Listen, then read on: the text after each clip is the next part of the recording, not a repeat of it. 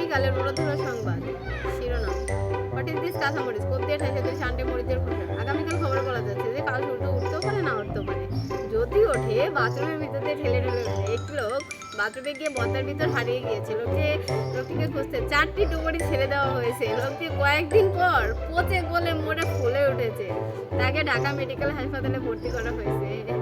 বাংলাদেশের সরকার শেখ হাসিনা, ভারতের সরকার সোনিয়া গান্ধী ঢাকা রমনা পার্কে ঘুরতে এসে পাছায় পাছায় গায়ে লেগে আগুন ধরে গিয়েছে।